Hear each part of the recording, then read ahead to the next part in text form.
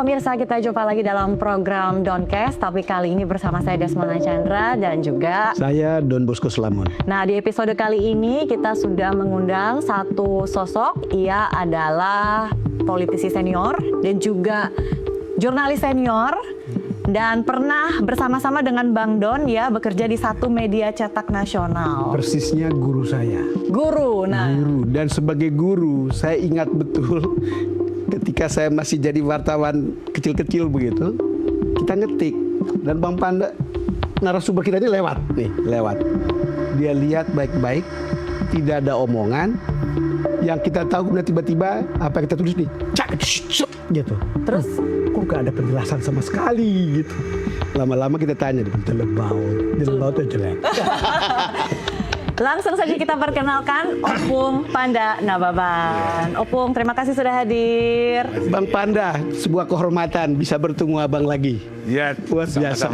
Kita panggil Opung karena seniornya Bang Don. Yes. Dan beliau ini bisa membuka tabir, menjawab berbagai spekulasi yang muncul beberapa hari terakhir ini. Apa itu? Itu adalah soal orang sudah mulai bicara spekulasi hubungan Ibu Mega dan Presiden Prabowo. Nah, Opung kan sempat hadir juga tuh di barisan pendiri partai pada saat HUT PDI Perjuangan tanggal 10 lalu ya, yang ke-52. Nah, tampak ada kasak kusuk nih antara Mbak Puan dengan Mama, dengan Ibu Mega. Sempat media melihat bahasa bibir Mbak Puan itu katanya Prabowo mau bertemu sama Mama. Apa yang Opung ketahui? Karena Abang Pang Panda waktu itu ada dekat situ. Bukan, itu untuk satu skenario yang mau sensasi perlu dan orang itu di rumah bisa ketemu. Settingan maksudnya. Iya, di rumah mereka bisa ketemu, halo-haloan juga bisa ini. Ya, dia sama mamanya dekat sekali gitu. Jadi nggak usah pakai lihat lips untuk lihat lip sync begitu bibirnya. Nggak usah. Artinya kan dari dulu memang Ibu Mega sudah perhatian ya, berkawan dengan Pak Prabowo, dan tidak pernah ada perselisihan. Tidak ada. Nah sampai saat ini dan kedepannya akan seperti apa? Ada juga. Itu yang saya bilang rusak hubungan mereka ini dibikin Jokowi. Jokowi membikin satu tindakan-tindakan yang tidak simpatik gitu, yang tidak elegan gitu loh. Misalnya Jokowi sama Mega kan udah sepakat di batu tulis bawa Ganjar. Bahkan itu waktu itu pulang lagi biar lebih kompak lagi, terbang dia bersama Ganjar ke Solo karena besok Idul Fitri. Masih ingat itu kan? Iya. Jadi kalau dikaitkan bagaimana Jokowi dengan Mega, kemudian Jokowi dengan Prabowo, Prabowo dengan Mega, mau nggak mau ini ada pertaliannya, ada hubungannya. Artinya gini. Apakah Jokowi beritahu Prabowo gitu loh bahwa dia sudah ketemu Mega atau belum? Itu satu. Apakah kemudian Jokowi dia ceritakan ke Mega, aku beralih dari Ganjar? Dia sampaikan nggak? Kesemerautan inilah menciptakan. Maka saya kaget waktu ditanya wartawan dia di Solo. Kata Pak Panda, bapaklah yang membuat hubungan Jokowi dengan Prabowo menjadi itu. Apa hubungannya? Apa hubungannya? Padahal hubungannya transparan. Sangat jelas gitu loh hubungan itu. Dan dia berhasil mengeruhkan itu. Karena apa? Aku tanya Mega, Mbak, Jokowi kasih tahu nggak bahwa ini dengan ini? Enggak, itu Pan katanya. Bahwa dia tidak Ganjar lagi, kasih tahu nggak? Enggak itu. Artinya Bang, kalau misalnya itu dikasih tahu sama seperti kasus Pak JK memberitahu tadi wakilnya Pak SBY, mestinya tidak begitu rame, keruh. Iya betul. Jadi berawal dari sana, Ibu Mega merasa dikhianati begitu. Loh iya dong, bisa salah ngerti. Kan sampai kemudian kan Mega pernah komentar itu di pers dimuat, yang ketua partai aku. Kok mau ngatur pasangan Ganjar Prabowo? Kan pernah itu. Iya. Berarti itu kalau kita orang komunikasi, berarti dia nol komunikasi dia. Oke. Nah, kalau lihat gini, kembali ke cerita kita kemarin bahwa kita melihat ada lagi hubungan untuk seperti mau dipulihkan antara Pak Prabowo dan Ibu Mega. Walaupun kalau kita lihat sebetulnya nggak ada masalah. Tetapi ketika misalnya masuk dalam koalisi dan di luar koalisi kan jadi pertanyaan, Bang. Cerita lain lagi itu kalau koalisi sama tidak koalisi, saya pikir cerita lain lagi itu. Karena itu udah transaksi politik itu. Bukan lagi human itu gitu loh. Transaksi politik dan itu butuh proses. Dan ini terus terang aja butuh waktu, butuh proses. Bagaimana apa yang ditinggalkan oleh Jokowi. Itu nggak main-main ini yang dia tinggalkan ini gitu loh. Artinya bagaimana satu kepercayaan, satu kesepakatan itu dimanipulat. Itu berat itu.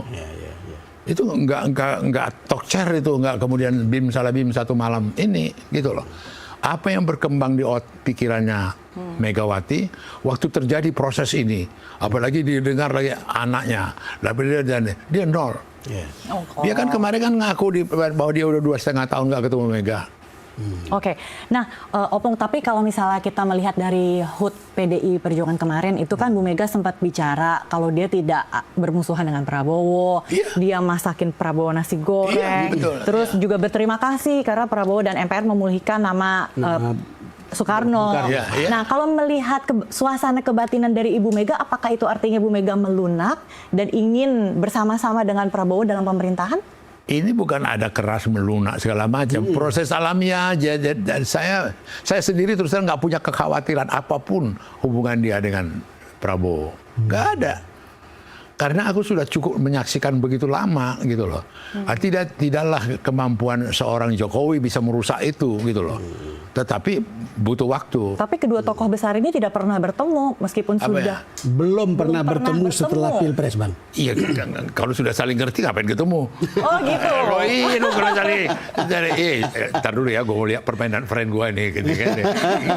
Loh, itu yang dibilang sama Ibu Mega kan. Kita lihat dulu. Jadi apa? Gini ya, pengalamanku. Kalau mau ketemu begitu, itu Mega itu terbuka. Pan, kau pergi dulu ke Prabowo. Kok semua yang ngatur-ngatur ini bukan dia, Hasim gitu kan. Kok begitu? Ya, pergilah aku ke Prabowo. Di Tamrin itu kantor sama Hasim. Dari tadi kita ngomong-ngomong ini, gua lihat yang menentukan Hasim itu kan adikmu. Aku bilang, Prabowo ada di situ, adikmu. Iya. Kok jadi dia yang ngatur, paling ngatur semua ini. Soalnya yang punya uang dia, katanya. yang punya uang dia, katanya. Terus aku sampaikan ke Mega, ngarang kau, katanya gitu kan. Ngarang kau. Iya, aku bilang aku juga punya adik, Asmara, Komnas HAM itu. Masa dia ngatur aku bilang gitu kan. Tahu kata Prabowo, yang punya uang Hasim. Jadi dia yang ngatur, katanya. Kita ikut aja, katanya gitu. Atau begini, Bang. Jangan-jangan ada misalnya siapa duluan yang ingin ketemu. Kan ini kan kadang-kadang kan ini juga sesuatu yang ada ego politiknya gitu. Di antara Pak Prabowo dan Ibu Mega. Agak begitu penting itu. Karena apa nggak begitu penting? Nggak ada sesuatu yang dikhawatirkan dalam hubungan mereka berdua. Atau ada sesuatu, ini a matter of time aja nih. Matter of time. Apa mungkin karena ada hubungan segitiga, yaitu Prabowo, Mega, dan juga Jokowi. Nah, apakah solusinya ada salah satu yang harus dibuang? Itu kita akan bahas di segmen berikutnya. Opung, Bang Don, kami akan segera kembali usai jeda. Tetaplah bersama kami di Doncast.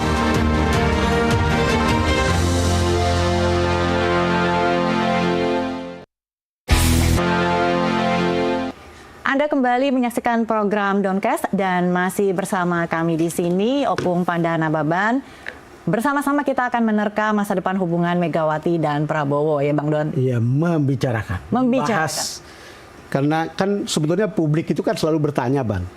Tidak ada pertemuan, tetapi kemudian ada yang berharap ada pertemuan, tapi juga ada yang berharap apa perlunya pertemuan gitu. Dan bahkan kadar sebagai orang dalam gimana Panda lihat kemungkinan pertemuan antara Pak Prabowo dan Ibu Mega? Itu a matter of time, soal waktu aja. Soal waktu, nggak ada satu. Jadi begini, tadi terpotong waktu aku tadi cerita, biasanya Mega ini tidak sendiri. Dia ada inner circle, termasuk saya, kadang-kadang diutusnya, ini mau ketemu saya, ini mau apa saya, ini apa saya, itu lazim gitu loh. Sama itu Banda ini SBY mau ketemu saya, ya kan, aku mau terima dia kalau dia jawab dulu pertanyaanku ini. Gitu. Terus sampai saat ini ada permintaan dari Ibu Mega untuk menghubungkan dirinya dengan Prabowo? Buat kita itu tidak menjadi satu hal yang ini. Penting. Karena ya bukan satu hal yang artinya ditunggu dia apa, karena kita udah lihat mereka itu nggak ada masalah. Tapi kenapa nggak ketemu-ketemu, Opung? Itu kan nggak ukuran. Ya bisa aja mereka telepon-teleponan. Ya kan, Tanpa diketahui tapi publik, ya? terus terang saya sebagai orang yang termasuk dekat itu, saya tidak melihat ada sesuatu Keretakan. sehingga khawatir. Tetapi apapun ceritanya, faktor Jokowi ini mempunyai pengaruh. Betul. Gitu loh, faktor Jokowi ini membuat misunderstanding. Ya dong. Yang harus dilakukan adalah... Loh bukan, artinya cooling down dulu. Oke. Ini kan nggak gampang pukulannya. Coba sakitnya Mega, terpukulnya Mega, dibikin ini gitu loh. Oke. Bang, cooling down itu apakah akan menjadi zero sum game? Memilih saya atau memilih Jokowi? Nggak Misalnya sampai, gitu. Hebat kali lah Jokowi. Nggak sampai ke situ dia. Kan saya boleh tanya. Ya sorry lah, nggak sampai ke situ. Kalau saya lihat dia post power syndrome aja, dia udah selesai lah, udah inilah. Jadi- Mau dia tukang-tukangi. Oke. Ini kan ada jawaban-jawaban dia ini kan suka bikin orang tersesat. Begitu dipecat dia, ini partai perorangan katanya.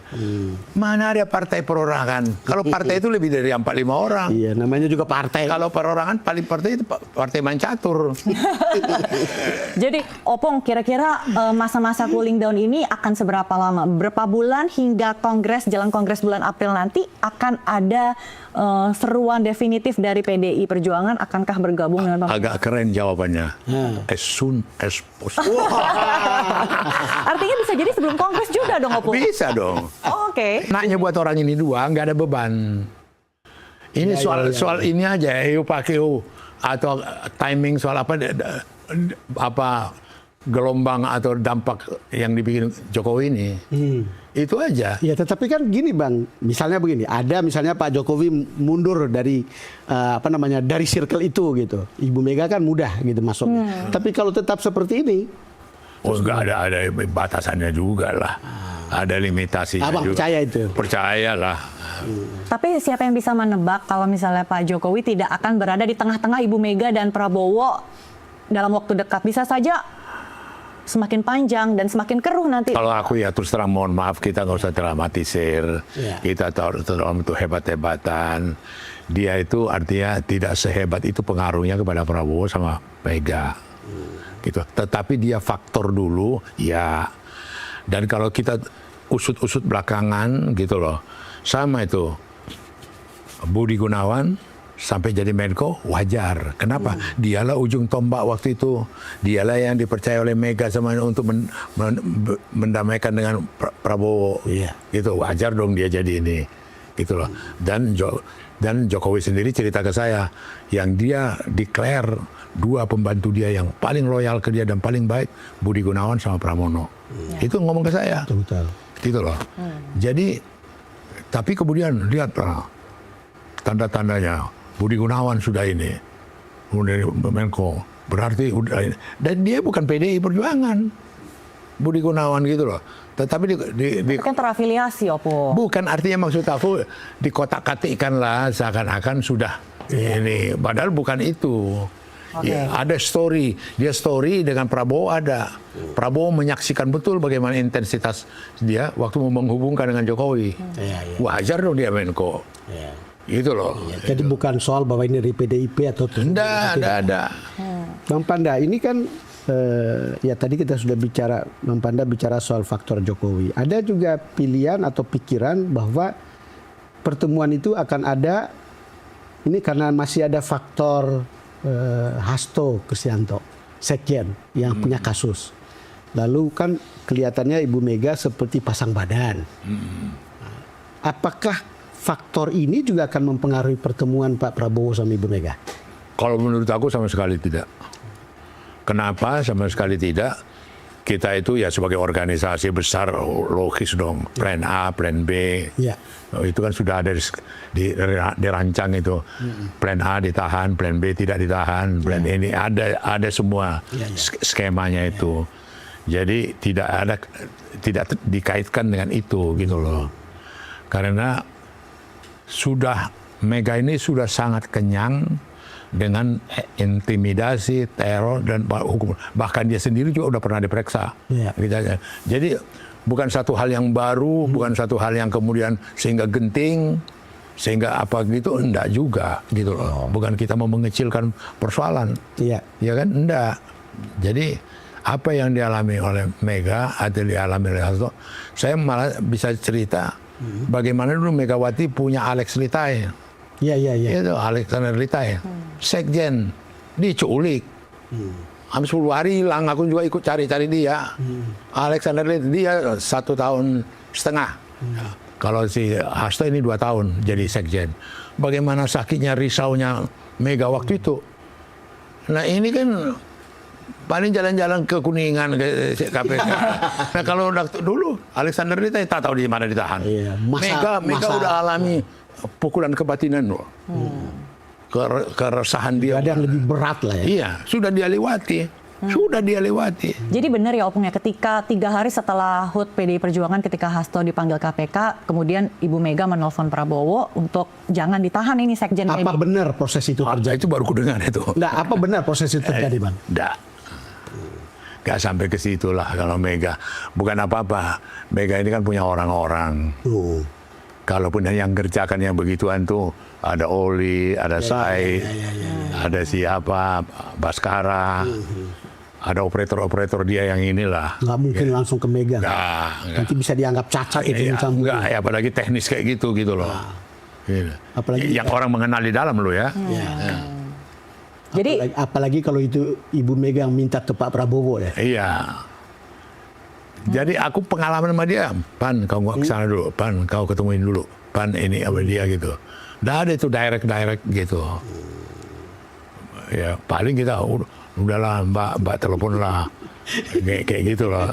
Oke. Terus ya kalau dulu sempat berhembus kabar kalau Ibu Mega sempat ngomong sendiri kalau misalnya sekjennya ditahan, dijadikan tersangka, beliau akan marah-marah. Tapi sampai saat ini tidak ada. Dia kan malah lebih maju lagi dia ngomong waktu di HUT itu. Di ulang tahun ya. Iya, dia bilang sama Prabowo, kan kita sama-sama ketua umum. Bisa rasakan nggak kalau anak buah kita? Itu kan udah signal. Kalau anak buahmu diperlakukan kayak ini, kayak apa gitu. Itu paling terang benderang itu. Sinyal yang terang. Iya. Oke. Lalu kemudian begini, Bang. Ini tadi ada faktor Jokowi, kita bicara barusan faktor Hasto gitu.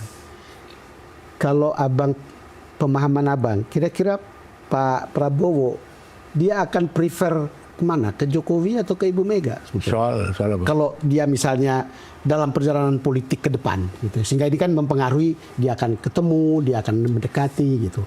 Tapi saya nggak takabur ya. Saya pikir faktor Jokowi udah selesai. Tidak punya influence atau magnitude lagi termasuk kepada Prabowo. Udah over gitu loh. Udah over lah. Dan itu udah paling top itu, anaknya dibikin jadi wapres. Udah apa itu. Terus mau minta apa lagi? Mau ikut campur apa lagi gitu loh.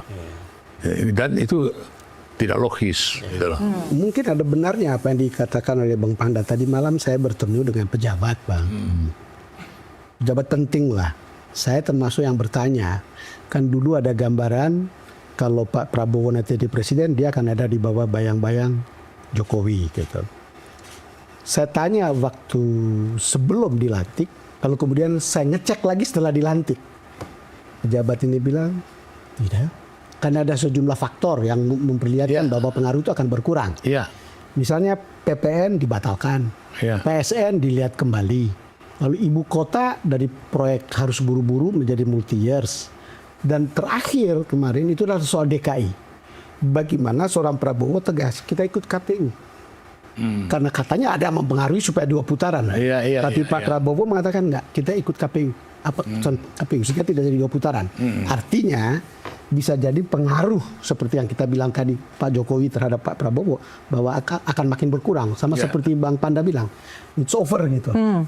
Iya. Tuh. Ada tanda-tanda lain nggak Bang yang Abang dengar dari dalam? Maksudnya tanda Bahwa ini akan over gitu. Pengaruh dari Jokowi terhadap Prabowo. oh saya pikir sudah tereliminasi sendiri. Sudah di end ya? Sudah tereliminasi sendiri. Jadi ambil contoh lah, itu tamparan yang paling telak gitu. Waktu larangan kepada pegawai negeri kunjungan ke luar negeri. Oh iya ya. Itu apa artinya? 14 triliun dihemat. Sampai kemudian Prabowo bilang berapa bendungan air, berapa ini. Kan. Itu kan kebijakannya Jokowi. Iya. Kebijakan Jokowi. Oke. Dan itu dianggap penghamburan. Itu kan koreksi. Oke. Itu langsung tak kena gitu loh. Iya. Artinya sebebal-bebal muka temboknya orang Jawa bisa nangkap itu gitu loh. Iya. Iya dong. Jadi ini salah satu clue lagi ya, bagaimana pengaruh Jokowi sudah tidak ada lagi di sekitar Prabowo. Kalau menurut aku Oke. udah. Baik. Dan kalau masih ada itu yang rugi Prabowo. Kenapa masih harus dibayang-bayangi? Bukan digandoli dengan problem gitu loh. Oke, ada yang bilang ini PDI Perjuangan lebih nyaman dengan posisi politik 2 kaki seperti saat ini, Opung. Nggak gabung, tapi juga nggak oposisi gitu. Tapi apakah benar demikian? Kita akan bahas lebih lanjut di segmen berikutnya. Opung, Bang Don, tetaplah bersama kami di Doncast.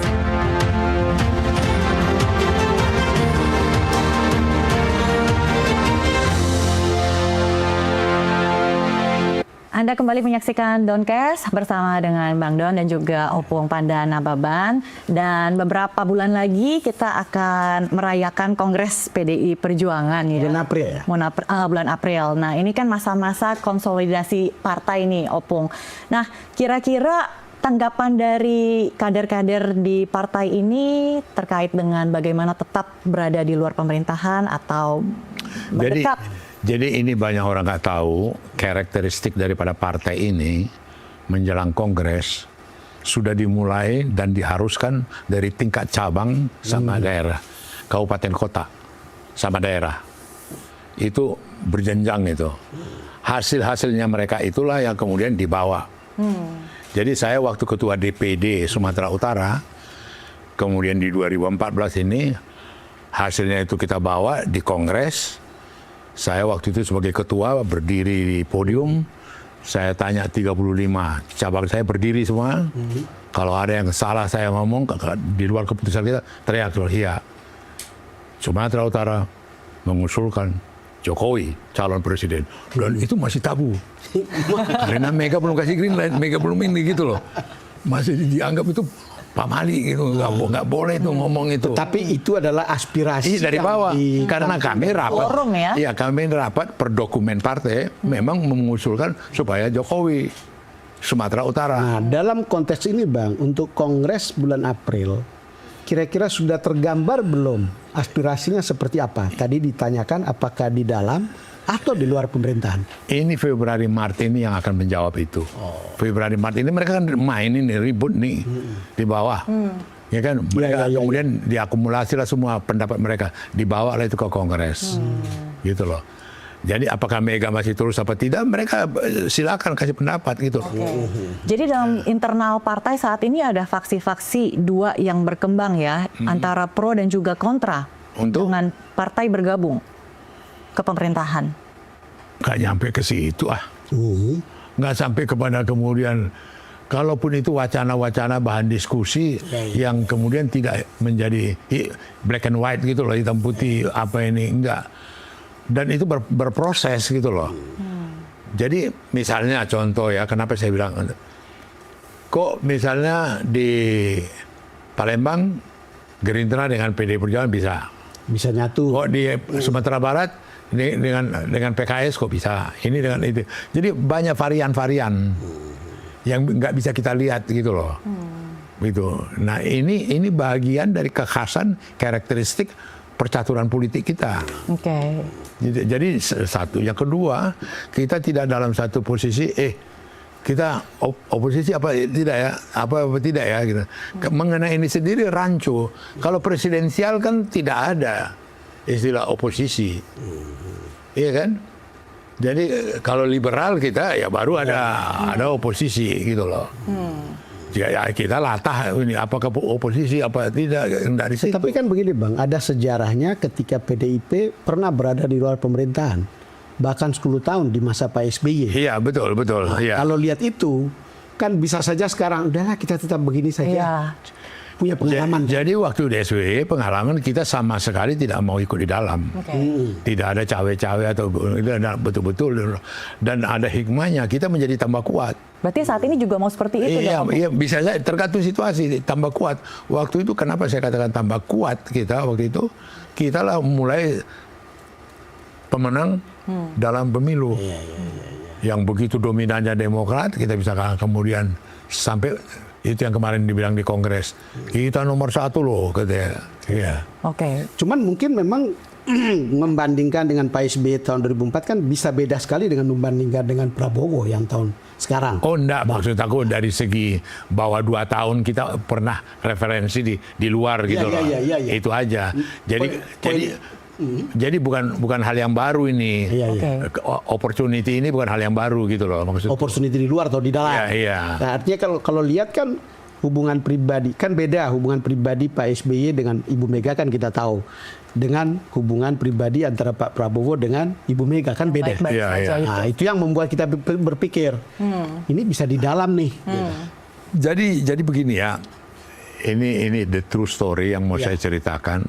Orangnya juga masih hidup. Walaupun kami di luar, di belakang layar, JK itu wakilnya si Jokowi, itu hubungin aku. Nelponin aku terus untuk membawa aspirasi daripada gitu lah. Nah kemudian saya ngomong sama Pak Kala, aku bukan Andi Matalata, ketua fraksi dia. Iya Pak Panda, kalau aku sudah sampaikan ke PDI sampai Pak Panda beres selesai itu semua. Kalah Yusuf kalah. Itu di luar buku. Artinya kalaupun aku cerita ke Mega itu, bisa-bisa kaunya itu katanya. Dipikirnya aku masuk biar penting. Yusuf Kala itu masih hidup begitu loh. Jadi politik itu Bang, panggung depan dan panggung belakang itu bisa beda. Beda. Bayangin dia telepon aku. Lagi rapat musuh. Pak Kala, aku bukan Andi Matalata. Aku ini. Iya saya tahu katanya kan. Gitu. Oke, Opung, kalau kita balik lagi nih terkait dengan varian Hasto yang ditarget jelang Kongres gitu. Apakah salah satu motifnya ini adalah untuk mengganggu konsolidasi partai menjelang Kongres nanti? Nggak juga. Terkait bagaimana nanti partai mengambil sikap? Aku tidak gegabah mengatakan bahwa sekaliber Hasto ini juga ada juga saya membuat saya kagum partai ini banyak kali jagoan-jagoan. Ada Baskara lah, ada Adian lah, ada siapa banyak jagoan-jagoan gitu loh. Artinya PDIP tidak kekurangan kader lah. Kader-kader gitu loh. Dan kemudian juga Hasto tahu itu, Mega tahu itu gitu loh. Dan kemudian juga itu yang saya bilang tadi. Sebagai partai besar, plan A dia ditahan, plan B tidak ditahan, plan A dia di ini. Dia sendiri sebenarnya mengatakan ke saya, dia sudah waktunya, sudah periodenya dia tidak sekjen lagi. Dia kan sudah 2 periode. Itu 2 periode Pramono nggak alami, Cahyokumolo nggak alami, Sucipto itu. Baru dia pecahin rekor. Dan kemudian dia sendiri pun sudah didiskusikan dengan siapa? Dengan Mega. Siapa penggantinya dia? Siapa calon sekjen? Enggak, artinya udah di bagian pembicaraan mereka. Aku juga udah tanya ibu, kata dia, Bu, saya udah waktunya jauh sebelum ada cerita apa ini, cerita kasus ini gitu loh. Jadi sudah ada pengganti dari kolega partai untuk menggantikan posisi sekjen. Sebagai partai besar, kita itu sudah prepare terhadap itu. Bukan karena sekjen yang saat ini berproses hukum ya, Opung? Bukan. Nah, kalau saya tanya Bang Panda sebagai jurnalis senior yang paham betul apa artinya demokrasi. Dan ketika semua partai menyatu dengan Pak Prabowo misalnya, kan tidak ada check and balances lagi. Bang. Semua partai nyatu dalam koalisinya Pak Prabowo, misalnya termasuk PDIP nanti misalnya kalau dia mengambil keputusan seperti itu, tidak ada check and balances lagi dalam demokrasi. Kalau jujur ya, sebenarnya kalau dibilang nyatu itu juga nggak gampang juga dibilang nyatu gitu loh. Artinya kita bukan partai komunis ini, gitu loh. Bukan negara komunis. Bukan nggak yakin aku. Saya hebat-hebatnya nggak akan bisa diklaim nyatu itu nggak gitu loh. Apalagi soal presidential threshold yang sudah ditiadakan, Bang. Iya. Jadi setiap partai bisa mandiri sebetulnya. Hanya mungkin kalau mengutip kata pada this is just matter of time. Oke. Itu bisa berbeda gitu. Iya betul. Jadi kembali lagi ke tadi, kalau boleh kita coba pakai ukuran-ukuran yang realistis dan apa yang terjadi di lapangan. Gitu loh. Jadi tidak bisa kita kemudian oposisi bergabung apa tak bergabung, apa-apa gitu. Banyak varian-varian yang memang itu menjadi bergabung. Banyak. Tadi Opung juga sempat menjelaskan kalau misalnya Pak Prabowo dengan Ibu Mega itu ibarat air dengan air. Jadi tidak akan sulit untuk membuat air dan air ini tidak bercampur. Jadi ada kemungkinan kalau mereka ini bisa bersama-sama dalam satu perahu. Sangat mungkin. Sangat mungkin gitu loh. Dan itu ya di forum resmi Kongres PDI Perjuangan waktu Prabowo ada, aku hadir di situ, dia pidato. Gerindra adalah adik kandung dari PDI Perjuangan. Kenapa? Secara ideologis. Soekarno begini. Aku tanya lah adiknya Megawati, Rahmawati. Aku tanya Permadi, temanku juga, orang kebatinan tuh. Kenapa kamu masuk Gerindra? Soekarno lebih dari PDI, kata Rahma. Enak aja kau ngomong. Aduh. Gitu. Artinya itulah semacam satu ilustrasi. Jadi nggak ada barrier. Nggak ada partai di luar Gerindra yang begini ke kita. Jadi lepas daripada cerita Jokowi, lepas daripada ada histori.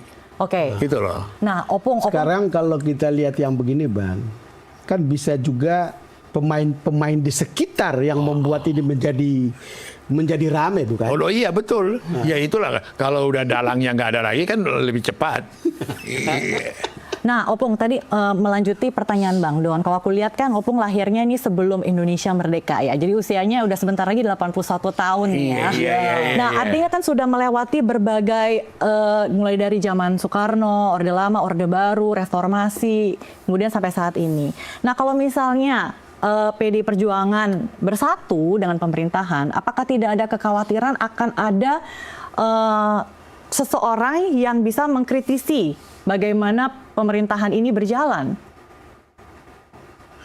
Tunggu dulu, dikoreksi dulu omonganmu. Gimana? Bersatu, PDI Perjuangan bersatu, ya nggak bersatu lah. Dari segi apapun nggak ada bersatu. Bahwa kemudian bekerja sama, iya. Bersatu dan bekerja sama itu dua hal yang berbeda. Beda dong. Kalau bersatu itu kan cincai. Iya cincai lah. Iya kan. Iya. Artinya kalau bekerja sama pun kan sepakat gitu dalam apapun kebijakan yang diambil oleh pemerintah. Artinya kalau misalnya ada yang dirasa tidak baik untuk kepentingan publik, maka akan dibiarkan saja. Iya, bisa saja dibiarkan karena kita misalnya tidak dominan, tidak banyak, di voting kalah gitu loh. Tapi dalam catatan sejarah PDI pada waktu itu tidak menyetujui kayak begitu. Itu yang peristiwa yang terrecord gitu loh. Jadi proses itu berjalan terus. Ini unik kok kita punya demokrasi ini, ya kan? Unik dalam arti kata ada kekhasan tersendiri, ada ciri tersendiri, ya gitu loh.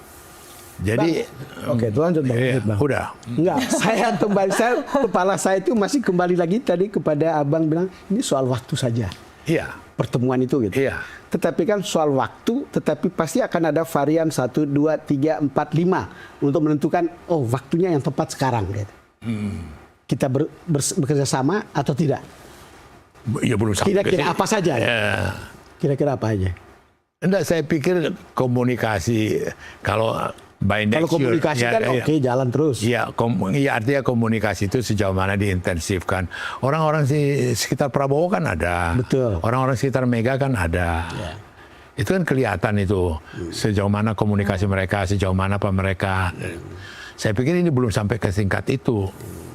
Jadi kalau di publik belum tampil Prabowo bertemu dengan Ibu Mega, apakah di balik layar itu mereka sebenarnya sudah ada komunikasi? Bisa Opung jadi. pasti tahu kan, Opung? Iya, bisa jadi. Bisa jadi. Salah satu yang suka membisiki Ibu Mega, apakah Lo beredak aja pembisik, Tapi enggak. katanya kalau ada apa-apa minta tolong ke Opung. Enggak juga lah itu. Artinya ketika mereka sudah menjalin komunikasi, percakapan yang tidak diketahui publik, apakah emang sudah terjadi, Opung, hal itu? Itu perlu saya bertanya itu. itu menarik itu. Tapi bukalah, Bang. Buka dikit lah. Apa ya? Spill dikit, Opung. Kalau aku buka terus terang aja, saya bukan nafsu ingin tahu segala macam. Aku nggak melihat ada hubungan mereka dua ini ada sesuatu. Oh, Itu percaya. yang mendorong aku untuk terganggu lah, aku tidur pun nggak bisa. Ketemu Prabowo dulu aku. Apa dong kita Mega? Enggak. jadi sebenarnya sudah chatting WhatsApp juga mungkin ya, Opung ya? Iya.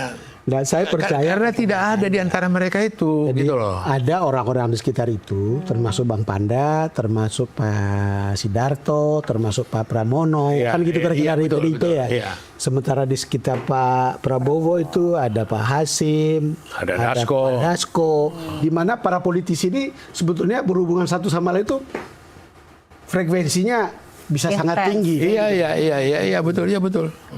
Jadi kalau soal cuman itu tadi Bang, kan selalu bilang komunikasi pribadi itu kan tadi kan ada sinyal yang jelas gitu. Tapi publik itu selalu kepingin harus ada physically yang mereka lihat dengan mata kepala sendiri, mereka bertemu. Iya. Iya. Gitu Bang. Jadi itu yang saya bilang tadi, nggak mudah melupakan begitu aja. Kalau ingat pidatonya Prabowo mengcounter masuknya anaknya Jokowi jadi wapres, ingat nggak gegap gempita Prabowo bicara, saya memang berkoalisi dengan koalisi Pancasila, ketika, ya kan? Dia sangat apa tuh risau itu dia diapakan itu, gitu loh. Ini kan masih goresan-goresan ini kan masih ada. Yeah. Belum lagi yang lain. Dan kemudian apa yang dilakukan oleh Jokowi ini dalam percaturan politik secara Indonesia nggak ada. Nggak ada. Dia masterpiece aja nih. Bisa, iya lo ini jagoan lo nih. Oke, artinya agar Ibu Mega bisa bersanding dengan Prabowo secara harmonis kan artinya ada beberapa varian yang harus dieliminasi. Iya, apa-apa saja itu kita akan bahas lagi di segmen selanjutnya. Pemirsa, kita akan jeda dulu, tetaplah bersama kami di Doncast.